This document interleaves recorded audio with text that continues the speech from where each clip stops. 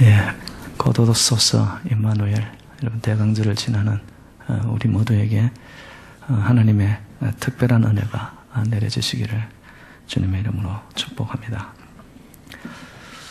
오늘 이 예배 속에 꼭 들어야 할 하나님의 음성이 들리는 그런 제사가 되기를 바랍니다. 세상의 소리, 사람의 소리, 내 안에 복잡하게 얽혀있던 어둠의 소리가 아니라 오늘 이 예배 속에 하늘문이 열려지는 빛의 음성, 그리고 하나님의 그 구원의 소리가 우리의 삶에 비추어질 때에 여러분 진정 어둡고 혼란스럽고 절망스러운 모든 것들이 사라지고 빛이 그네릭지는 곳에는 반드시 길이 보여질 줄로 믿습니다. 우리 인생길은 100m 경기라기보다는 아마 장애물 경기와 같다고 할 수 있습니다. 저희들이 바람이 있다면은 좀 인생이 문제없이 이렇게 고속도로처럼 활짝 그냥 질주할 수 있는 인생이길 바라죠. 그렇지만 그런 인생은 없고요. 또 그런 삶을 바란다는 자체가 여러분 우리의 삶에 대한 솔직함이 없는 겁니다. 그거는 어떻게 보면은 너무 인생의 무게 때문에 좀 견딜 수 없어서 좀 그걸 이렇게 소망하는 그런 바람은 있겠죠. 그렇지만 현실은요, 넘지 못할 인생의 장애들이 한두 군데가 아닙니다. 근데 그럴 때마다 그거를 넘지 않으면은 인생은 거기서 멈추어 쓰고 좌절하는 겁니다.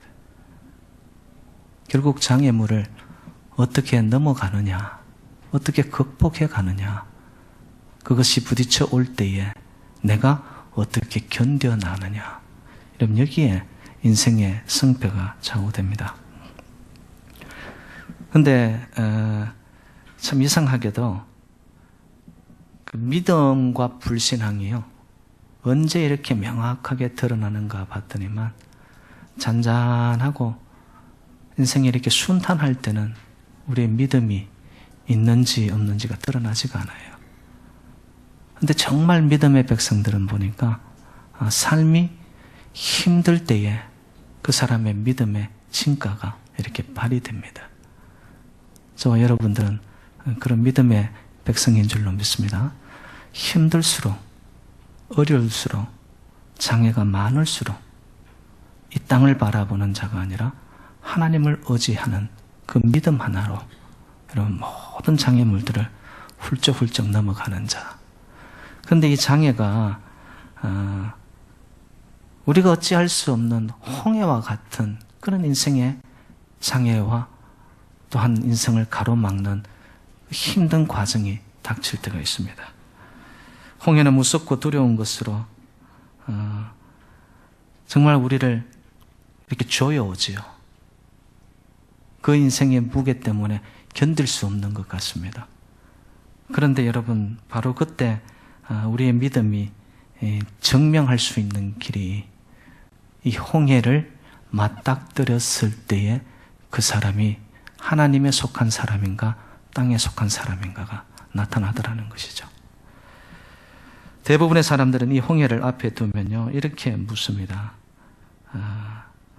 내가 어떻게 하면은 이 홍해를 건너갈 수 있을까? 여러분, 어떻게라고 묻는다는 것은 자기가 뭔가를 할 수 있다라고 생각하기 때문에 어떻게를 묻고, 결국 내가 어떤 식으로 해보겠다. 근데 여러분, 홍해라는 것은요, 결코 우리가 어떻게 하겠다고 해서 건너갈 수 있는 것들이 아닙니다. 여러분, 갑자기 닥쳐온 건강의 적신호, 멀쩡하던 사람이 정말 대장암 말기라든지 생각지 않은 인생의 홍해를 만납니다. 그리고 여러분, 정말 너만큼은 내 인생에 둘도 없는, 함께 갈 수 있는, 나눌 수 있는 동행자라고 믿었는데, 그래서 그 관계의 아픔을 통하여서 내 삶이 무너져 내리는 그런 홍해를 만나기도 하고요. 그런가 하면은 나의 삶의 비즈니스, 삶의 터전이 이제는 뭔가 될 수 있을 것 같았는데 갑자기 불어닥친 경기 한파로 인해 가지고요. 정말 샷단물을 내려야 되어지는 그런 홍해를 만나기도 하고요. 이런 홍해 앞에서 어떻게 내가 이것을 할 수 있을까? 이렇게 묻는다면은 그 사람은 아직 하나님을 만나지 못한 자입니다. 이때 여러분 믿음의 사람은 어떻게라고 묻기 전에 왜라고, 이 어려움이, 이 홍해가 왜 나의 인생 앞에 주어졌을까? 여러분 왜라고 묻는 순간 이 홍해, 이 문제는요 나의 것, 우리의 것이 아니라 이것이 하나님께로 넘어가게 됩니다. 왠 줄 아십니까? 하나님이 나에게 이 홍해를 주신 이유가 있다면 그 이유를 알고 계시는 하나님은 반드시 삶의 해답도 알고 계시기 때문인 줄로 믿습니다. 그런데 우리는 그 하나님에 대해서 믿음으로 바라보지 못하기 때문에 자꾸 홍해를 만나게 되어지면 내가 해결하려고 듭니다. 여러분, 저와 여러분 인생 속에 하나님의 계획이 있음을 믿으시죠? 하나님이 정말 처음과 끝을 다 알고 계셔서 나의 앞길은 나는 몰라도 하나님께서는 이미 전체 큰 그림을 통하여서 저와 여러분 우리 공동체가 나아가야 할 그 길을 알고 계시는 전능자 하나님이신 줄로 믿습니다. 그러면 그 하나님을 우리가 믿는다면 여러분 계획이 있다고 정말 하나님이 우리의 재단을 우리의 삶을 통하여 비전을 가지고 계심을 우리가 믿는다면요 막힌 그 자리 홍해 앞에서도 길은 열려지게 될 줄로 믿습니다. 명설교가인 찰스 스탠이라는 목사님이 이런 말을 했습니다. 하나님을 신뢰한다는 것은 우리가 볼 수 있는 것을 넘어 하나님이 보시는 것을 바라보는 것이다. 여러분 홍해가 가로놓였을 때 문제 그 홍해만 바라보지 마시고요. 그 너머에 계시는 하나님이 이 문제를 바라보는 관점, 시각, 마음으로 문제를 바라봐 보시기 바랍니다. 여러분 하나님 앞에서는 이 홍해는 문제도 아닌 줄로 믿습니다. 그 눈으로 그 믿음의 시각으로 우리가 홍해를 바라본다면 여러분 거뜬히 우리가 극복하고 이겨나가는 것이죠. 제가 성도님들을 이렇게 만나면서 보면은 예배도 잘 드려요. 기도도 열심히 해요. 하나님을 잘 믿습니다. 그런데 일만 터지면 큰일 났다라고, 큰일이라고 이 말을 입에 달고 다니는 성도님들을 이렇게 봅니다. 큰일 맞죠? 근데 정말 하나님 앞에 그게 큰일일까요? 우리의 믿음 없음 때문이지 하나님 앞에는요 큰일도 작은 일도 없어요. 근데 우리가 바라볼 때 그렇다라는 것이죠. 그래서 여러분 이런 생각을 하게 되었어요. 문제 앞에 홍해 앞에 큰일 났다라고 하는 이것이 잘못된 것인가? 아니에요. 이게 이상한 게 아니더라고요. 여러분 베드로를 한번 보시겠어요? 베드로가 예수님이 건물에서 주무실 때에 이 바다에서 전문가니까 배를 몰고 갑니다. 근데 풍랑을 만납니다. 자기들이 어떻게 할 수 있다고 노를 젓고 난리를 하지만 방법이 없어요. 그때서 베드로가 예수님 앞에 와 이렇게 말하죠. 우리가 죽게 된 것을 안 돌아보시나이까? 어떻게 주님은 여기서 주무시고 계시나이까? 어떻게 보면은 이 홍해 앞에 호들갑을 뜬 거예요. 그런데 똑같은 베드로가 사도행전 12장에 가봤더니만 사람이 변하여 있습니다. 사도행전 12장에는 어떤 상황이 전개되냐 하면은 그의 형제이자 친구인 야고보가 목이 잘려서 죽었습니다. 참수당하고 순교당한 거죠. 그러고 나서 이 베드로가 감옥에 갇혔는데 붙잡혀가지고 내일 자기의 인생도 어떻게 될지 모르는 아주 그냥 백척간도와 같은 그런 상황에 놓여져 있습니다. 그런데 사도행전 12장 7절에 이런 말씀이 있었어요.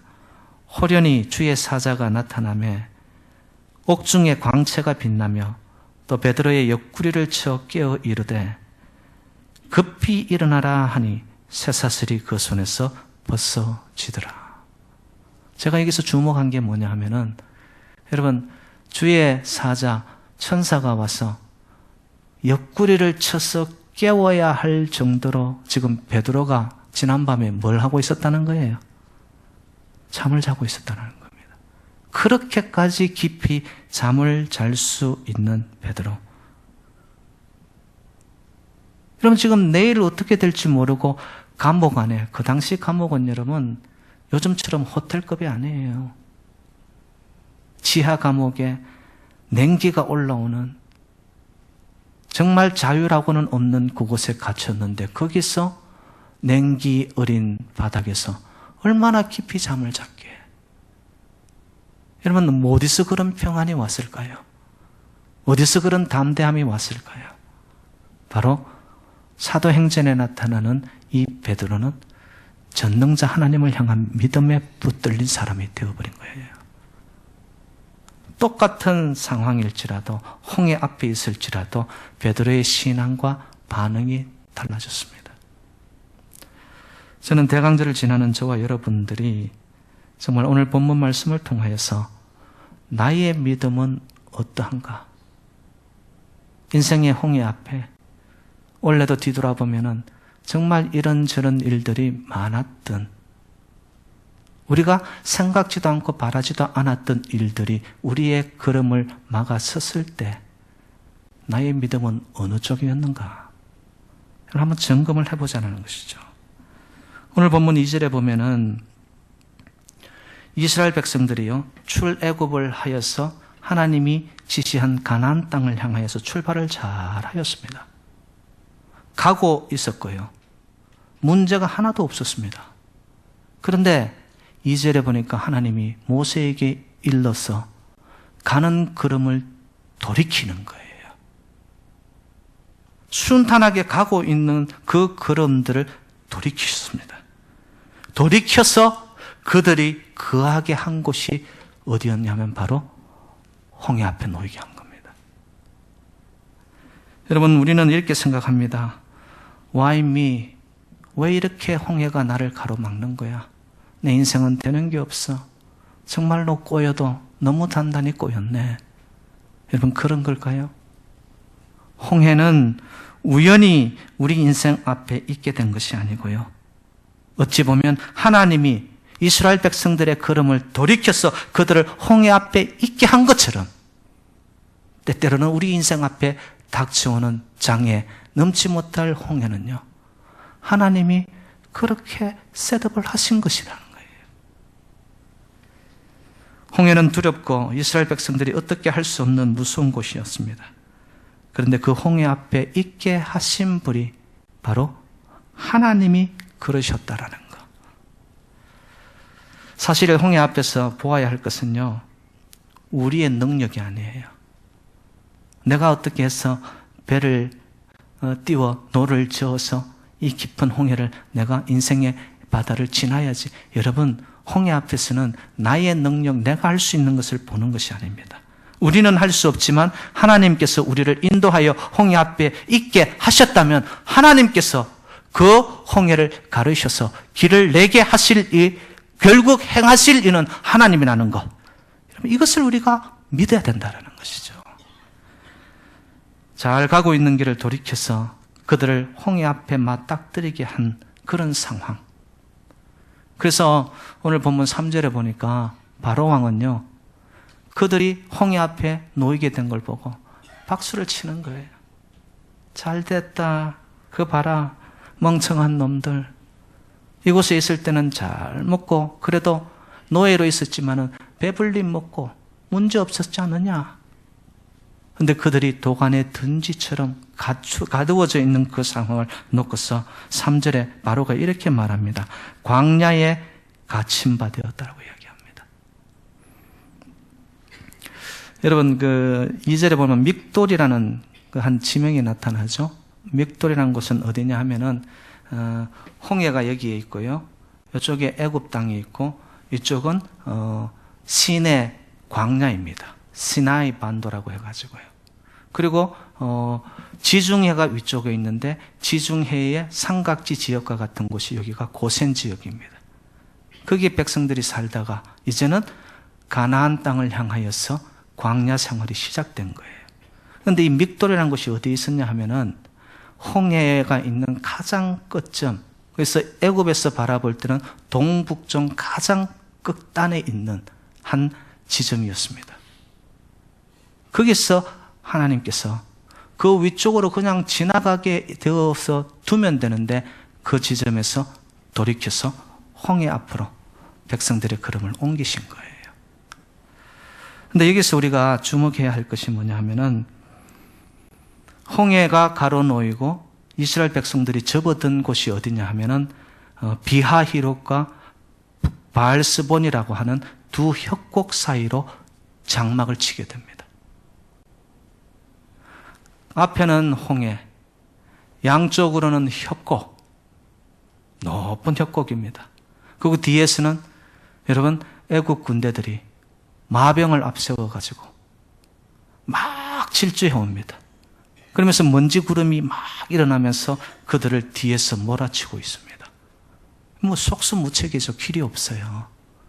그런데 이 두 지점의 이름이 저희들에게 주는 의미가 있습니다. 비하히롯의 뜻은 뭐냐면 구출, 구원이라는 뜻입니다. 바알스본이라는 뜻은 뭐냐? 바알이 내려다 본다라는 뜻입니다. 여러분, 우리 인생 앞에 홍해가 가로놓을 때 항상 두 가지의 가능성이 우리 인생 앞에 놓여집니다. 하나님의 구원과 구출과, 그래야 해서 하나님이 홍해를 갈라주시는 기적을 체험하든지, 아니면 바알스본이라고 해서 바알이 지켜보던 그곳, 이전의 옛 땅, 옛 습성, 내가 이전에 살았던 삶의 방식 따라, 심지어는 인생의 홍해 앞에 가로놓을 때 신앙이고 뭐고 하나님이고 다 떠나버리는 자들이 있습니다. 여러분, 저와 여러분들은 이 두 가지 가능성, 홍해 앞에 놓일 때 홍해는 믿는 자들에게 필연적인 신앙의 결단을 요청합니다. 저와 여러분들은 바알스본 이전의 것으로 돌아가는 자들이 아니라 하나님께서 구출해 주실 것이고 구원해 주실 것이고 홍해를 갈라 주실 것이라는 믿음의 기적을 체험하는 저와 여러분들이 되시기를 주님의 이름으로 축복합니다. 그때 하나님을 더 알아가는 거예요. 내 인생 속에 이스라엘의 백성들을 인도하여 홍해를 가르셨던 그 하나님이 오늘날도 나의 삶의 현장 속에 정말 구원하시는 기적을 베푸시는 그 하나님이 나의 힘이고 나의 반석이라는 것. 고백하는 것이 바로 믿음에 증명하는 증인으로서 살아가는 것이죠. 그러면 이제 구체적으로 하나님이 이 홍해를 앞에 둔 이스라엘 백성들에게 어떻게 홍해를 가르치냐는 거예요. 오늘 보면 13절, 14절에 보니까 하나님께서 모세의 입술을 통해 이렇게 말씀합니다. 두려워하지 말고 가만히 있어서 여호와께서 오늘 너희를 위하여 행하시는 구원을 보라라고 명령합니다. 두려워하지 말고 가만히 있어서. 여러분, 지금 이 상황이 두려운 상황이에요? 안 두려운 상황이에요? 두려운 상황입니다. 어찌할 바 모르는 이제는 끝난 상황입니다. 홍해는 우리가 제어할 수 없는 정말로 가슴 저며오는 두려운 상황이에요. 그런데 하나님이 내리는 특단은 뭐예요? 두려울 수밖에 없는 상황에서 두려워하지 말라고 하는 거예요. 여러분, 두려운 가운데서 만약에 우리가 우왕좌왕하지 않습니까? 그러면 하나님의 역사를 볼 수가 없어요. 두려운 가운데서 가만히 있어서 하나님의 역사를 바라볼 때 하나님은 일하기 시작하시는 줄로 믿습니다. 두려움으로 내 마음이, 내 생각이 꽉 사로잡혀 버릴 때 우리는 정말로 얼어붙어 버려요. 잘할 수 있는 것도 능력 자체가 감소되어 버립니다. 내 안에 내 스스로가 나를 붙잡아 버리는 거예요. 어느 목사님이 성경이 창세기부터 요한계시록을 다 뒤졌어요. 그래가지고 두려워하지 말라라는 이 표현을 다 뒤져보니까 여러분 몇 번 나온 줄 아세요? 365번이 나왔다는 거예요. 여러분 1년이 며칠이죠? 365일입니다. 목사님 질문 같지도 않은 질문을 우리 수준을 어떻게 보고 물으시냐고. 그 목사님이 이렇게 말을 했어요.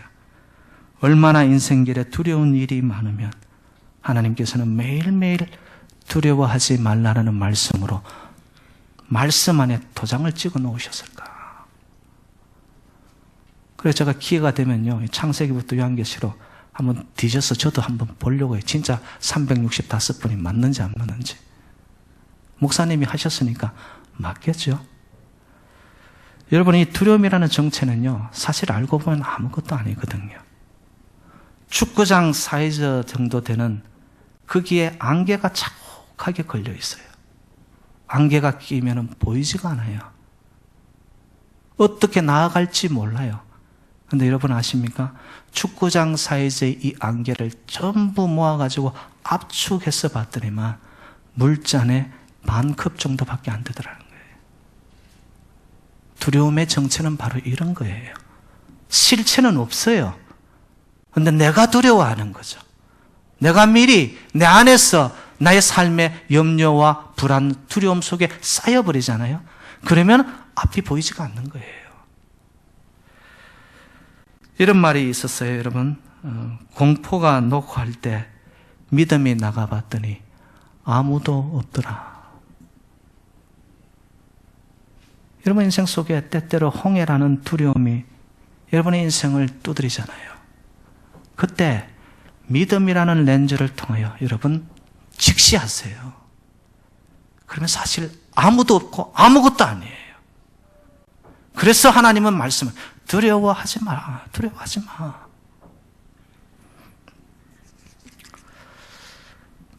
그리고 여러분, 우리가 할 수 없는 해결 불가능한 인생의 홍해 앞에 여러분, 우리가 함부로 해보겠다고 설치고 움직이고 내가 인생의 지휘봉을 흔들어 봐야 나 된다고 되는 일이 아닙니다.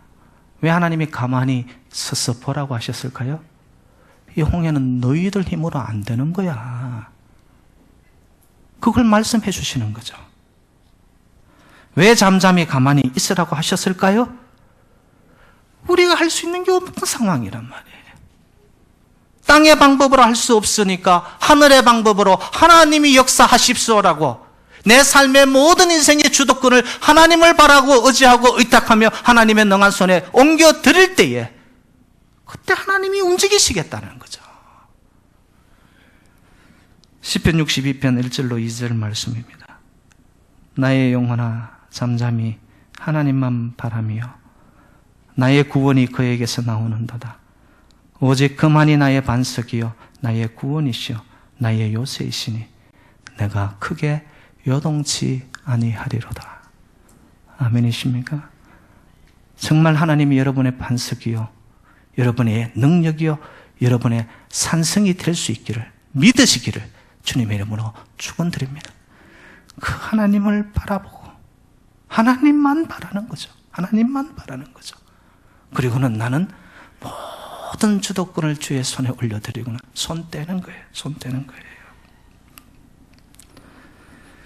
여러분, 물에 빠진 사람을 구할 때 제일 좋은 방법이 뭐죠? 자기가 살아보겠다고 그냥 허우적거리고 그런 사람 잘못 들어갔다고 붙잡히면 끝장입니다.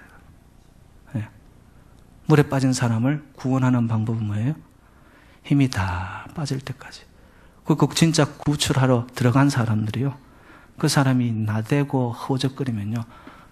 때려서라도 기절을 시켜서라도 힘을 빼어가지고 끌고 나옵니다. 그때 구원을 받는 거예요. 근데 우리는 내 인생이 홍해가 가로막히면 너무 나댑니다. 너무 내가 할 수 있다라고. 그게 아니기 때문에 하나님은 잠잠하라고 이야기를 합니다. 근데 여러분, 인생이 이렇게 홍해가 가로놓였을 때 하나님을 바라보는 자도 있지만은 또 불평을 하는 자들이 있습니다.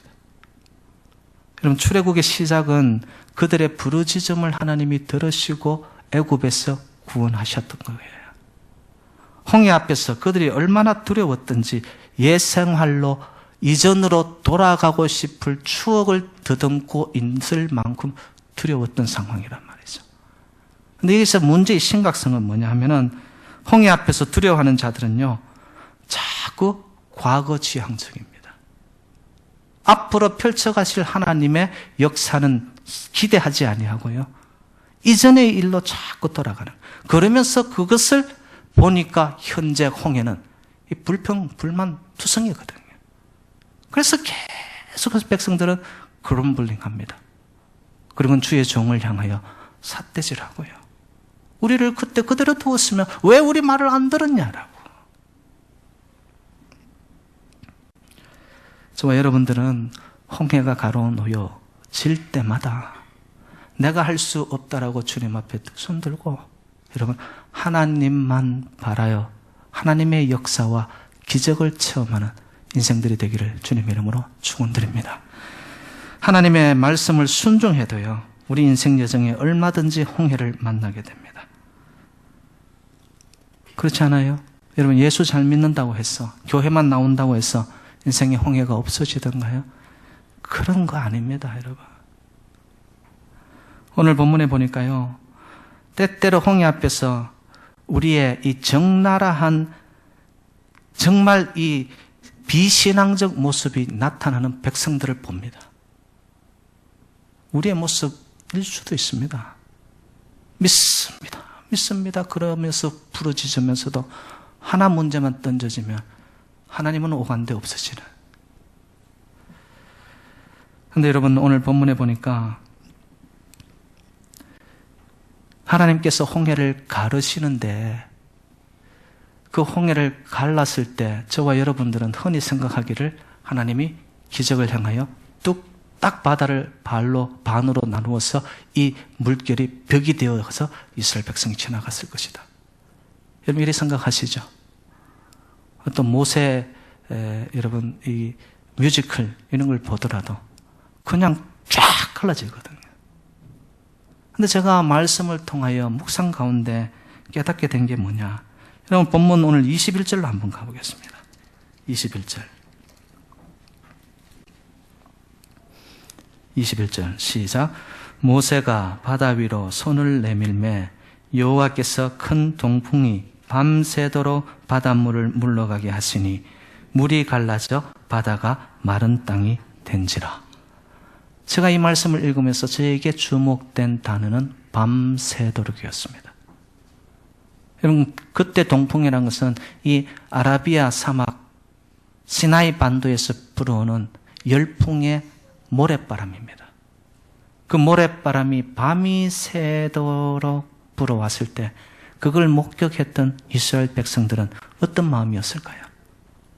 실질적으로 정말 공포 속에 그것을 견뎌야 하는 이스라엘 백성들의 그 순간이었을 거라는 거예요. 우리는 이렇게 생각하죠. 하나님이 기적을 행하시면 도깨비 방망이가 뚝딱, 뭔가 내 앞에 놓여진 홍해가 한순간 사라지는, 그래서 그냥 위에서 돈다발이 그냥 날갯짓 하면서 내려오기를 바라는, 이런 거 아니거든요. 그렇게 하나님을 생각하면 그거는 샤머니즘입니다. 우리가 믿는 기독교는 그런 기독교 신앙이 아니에요. 밤새도록 우리가 홍해가 갈라지기까지 견디고 인내해야 되는 시간은 저와 여러분들이 감수해야 되는 겁니다. 근데 그 어려운 것을 견뎌가지 못하여, 인내하지 못하여 하나님이 갈라주시는 홍해를 눈앞에서 체험하지 못하고 그것을 정말로 우리 삶 속에 막혀져 버리는, 여러분, 홍해를, 기적을 체험하고 싶으십니까? 그러면 우리가 견뎌가야 할 그 시간은 저와 여러분들이 인내 속에 정말 눈물로 잘 견뎌갈 때에 홍해에 갈라지는 기적이 체험되시기를 주님의 이름으로 축원드립니다. 그때 우리에게 필요한 게 가만히 서서입니다. 영어 성경엔 stand firm, 때로 불어오는 이 동풍과 같은 바람 앞에, 인생의 유혹 앞에, 더 나아가서 내 내면에서 생겨나는 두려움이 나를 엄습하여 오는 그 순간 속에서도 흔들리지 아니하고 stand firm, 하나님이 하실 것을 믿고 견뎌가는 거예요, 여러분. 그때 길이 열려지는, 그래서 하나님의 역사는 견디는 시간을 통하여 일어납니다. 반드시 일어납니다. 여러분들은 하나님을 믿으십니까? 하나님의 행하신 기적을 믿으십니까?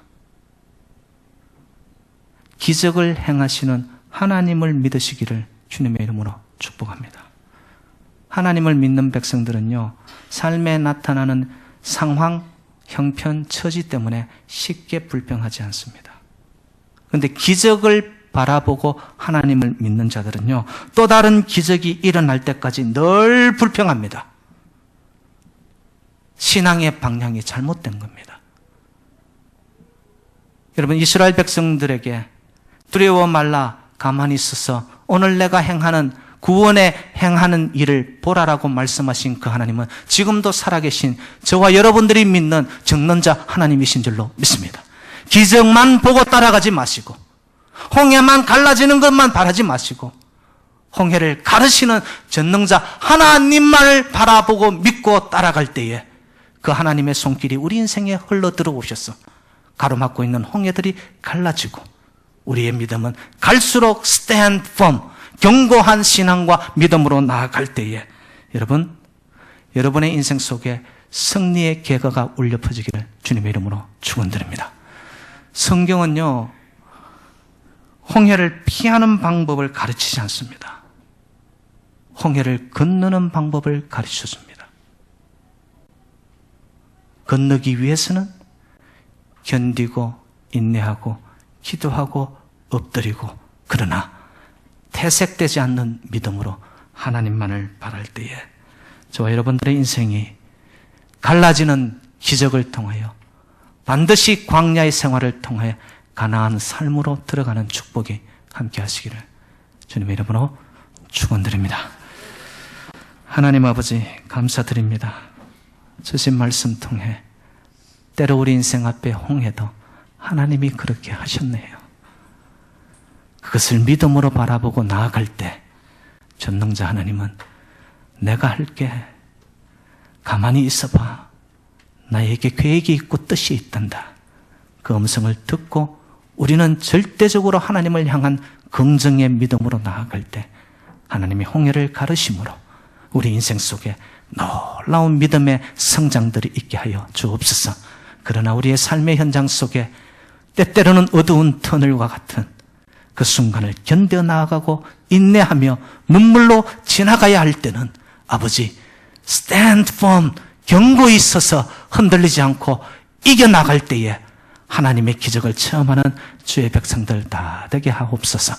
모든 말씀 예수 그리스도 이름으로 간절히 기도 올리옵나이다. 아멘.